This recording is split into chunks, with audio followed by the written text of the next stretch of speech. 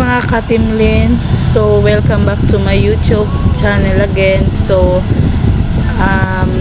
ngayon lately kasi medyo busy ako sa pag-aaral, tapos yung natapos na yung first sem ko is nagbakasyon ako sa aming probinsya na sa Quezon province. Ayan, so yun na nga, ngayon magbo-voice over muna tayo dahil hindi ako nakapag-record na with voice.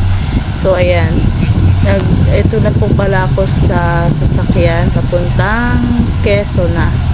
So actually ang haba ng oras ng biyahe, nakakabagot, kaya hindi ko na tinapos hanggang makarating ako sa amin. So ayun na nga, ayan, nakakabagot dahil 8 hours ba naman ang biyahe.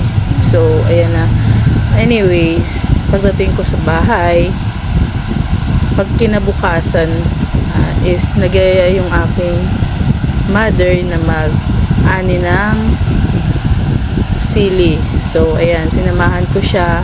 Actually madali lang naman siya gawin kasi nga sanay kami. So ayan, ito nga pala yung sili namin is para ibenta namin to. So ang siya nga pala dito sa aming probinsya is medyo mahirap lang talaga. So ayan na nga mga katimlin, so samahan nyo kami sa aming pagpitas ng mahiwaga naming sili. So ayan, so actually nga pala mga katimlin, so itatanong nyo kung magkano kilo sa probinsya ng aming sili is 70 to 60 kilo lang to, pero dito sa Manila kasi is 100 to 150, mga ganun ang kilo ng dito sa Manila. So ayan na nga, sa amin kasi province, kaya maliit, kaya mura lang ang kilo ng mga gulay dito. Ayan na nga pala, i-share ko lang mga katimlin. So kami, ang pamumuhay pala ng aking mga magulang is yung pagtatanim ng mga gulay, ganyan, tapos mais, yan yung mga kinakain namin.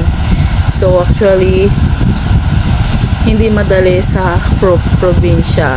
So kaya nga, yun lang po, na-share ko lang talaga yung aming pamumuhay sa probinsya. So actually mga katimlin, gusto kong magbakasyon dito anytime kasi mas tahimik siya, hindi siya toxic ang mga tao. So ayan na nga, at hanggang dito lang muna tayo, tama na yung satsat. So yan na nga katimlin, hanggang dito lang ang aking video. Is huwag niyo po sanang kalimutan niyo subscribe, comment, share, like, anything you want. So ayan, hanggang dito lang po ang aking video at maraming salamat.